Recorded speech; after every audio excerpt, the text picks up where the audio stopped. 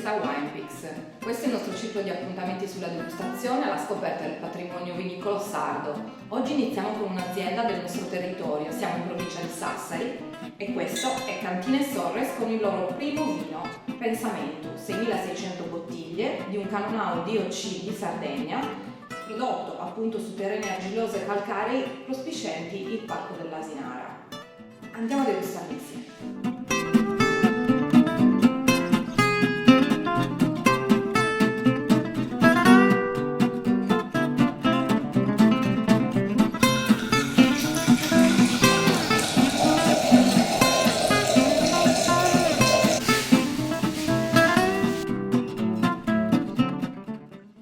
Nel bicchiere procediamo alla degustazione di Pensamento. Intanto allo sguardo è sicuramente un vino rosso, un vino intenso con dei riflessi ancora vivaci e giovani. Notiamo anche degli archetti abbastanza fitti, quindi c'è una buona consistenza alcolica. Passiamo al naso. Lasciamolo aprire.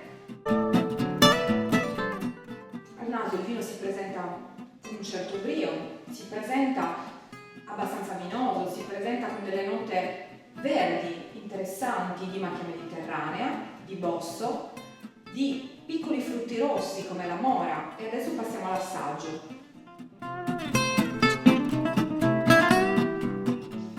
Questo vino è certamente secco, abbastanza morbido, è un vino fresco e sapido come il vino di questo territorio, quindi siamo sempre in un territorio appunto argilloso calcareo.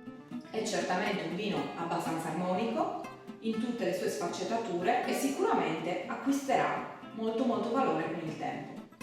Vogliamo ricordarci di questo vino di oggi? Allora, cerchiamolo su WinePix. Pensamento, il nostro vino di oggi. Aggiungiamo la nostra nota di degustazione, che possiamo anche condividere con i nostri amici e ricordarci nel tempo di questo vino.